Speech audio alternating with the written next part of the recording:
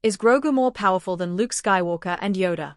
There's no arguing the fact that Grogu may be one of the most powerful Force users we've ever seen in Star Wars, which begs the question of how he compares to other notable Force users, especially those who are most closely related to him. The first two who come to mind, naturally, are Yoda and Luke Skywalker. With Yoda being a member of Grogu's unidentified species, Luke having trained Grogu for a short period of time, and Yoda having trained Luke, these three are all worthy of comparison with one another. Grogu is seen to be undoubtedly powerful throughout The Mandalorian, but does he truly measure up to either one of these famed Jedi? Before diving too far into this discussion, it's important to note that Grogu is still very young. His species lives until they are hundreds of years old, and he's just barely above the age of 50. He was lovingly called Baby Yoda for a reason. Grogu is still very much an adolescent, and thus not at the peak of his power. That being said, he is also extremely powerful for someone his age. Grogu was able to lift a mudhorn, a creature far larger than himself, with a force after having let his powers go dormant for countless years without much training. He could also heal people's wounds with the force. Those are not small feats in the slightest. Grogu's force power potential does seem to reflect Yoda's thus far, even if their approaches to using the force have varied wildly.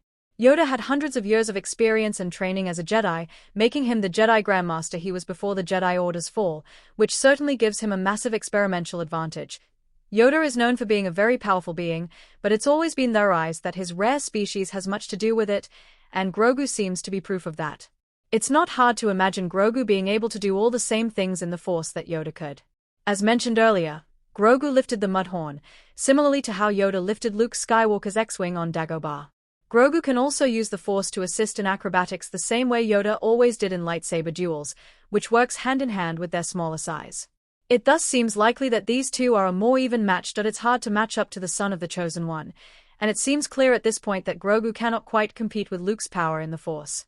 There are a lot of impressive and powerful things Grogu can do, but Luke's Force feats still run laps around Grogu's, which is what makes him an excellent teacher. Luke's rescue scene in The Mandalorian Season 2 finale demonstrates this quite plainly. Luke is seen crushing at least one of Moff Gideon's Dark Troopers with the Force alone, something Grogu never once attempted throughout his captivity, despite the fact he had several opportunities to. Again, age plays a role here, but Grogu has technically had more precise Jedi training than Luke at this point.